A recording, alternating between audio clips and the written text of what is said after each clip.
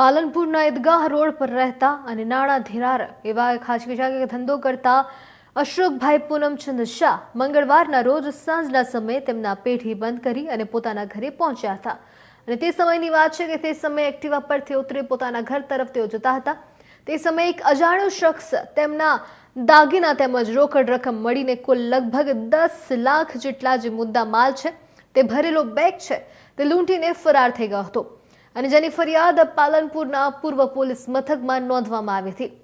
Police ફરિયાદ નોંધાતા વૃદ્ધ સાથે થયેલી લૂંટના ગુનામાં સંડોવાયેલા આરોપીને ઝડપથી પકડી લેવા માટે જિલ્લા પોલીસ વડા અક્ષયરાજ મકવાણા અને ઉપરાંત પોલીસની ટીમ છે તેમણે ખાસ કામ કર્યું।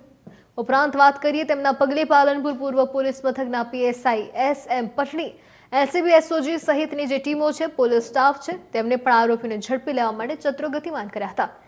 વાત કરી ખાસ જેમાં પૂર્વ પોલીસ મથકના પીઆઈ SM પટણી દ્વારા જુદી જુદી ટીમો બનાવી 200 જેટલા સીસીટીવી ફૂટેજો ચેક કરી આરોપીને ઝડપી લેવા કવાયત હાથ ધરી હતી, જેમાં તેમને માત્ર 24 કલાકમાં સફળતા મળી ગઈ હતી।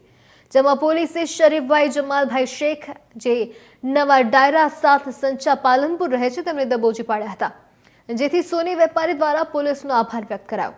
પોલીસની આ સારી કામગીરીથી ખુશ થઈ પાલનપુર ચોકસી સુવર્ણકાર એસોસિએશન દ્વારા જિલ્લા પોલીસ વડા અક્ષયરાજ મકવાણા, પૂર્વ પોલીસ મથકના પીઆઈ SM પટણી સહિત પોલીસ સ્ટાફ તેમજ અધિકારીઓનું સન્માન કરી અને તેમને કામગીરી માટે બિરદાવવામાં આવ્યા હતા।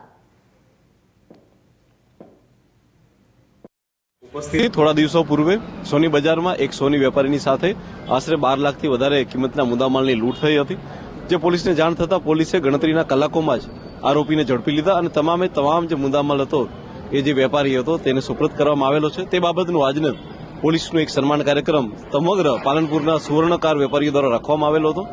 હું આ નિમિત્તે તમામ સુવર્ણકારો જે પાલનપુરના અને જિલ્લાના સંકળાયેલા છે એ તમામ લોકોને ખૂબ ખૂબ અભિનંદન પાઠવું છું કે તમે આ રીતે પોલીસનું જે સન્માન કાર્યક્રમ રાખો છો તેનાથી પોલીસનો જુસ્સો ઓર વધે છે અને સાથે સાથે હું એક કહેવા પણ માંગુ છું કે આપ આપનો ધંધો ખૂબ સારી રીતે કરો। પોલીસ 24/7 આપના માટે જ છે અને આપણા ધંધા માટે છે। કોઈ પણ જો વ્યક્તિ આવી રીતના ચીલ ઝડપ લૂંટ કે બીજા કોઈ પણ ગુનેગાર કરશે પોલીસ એને છોડશે નહીં।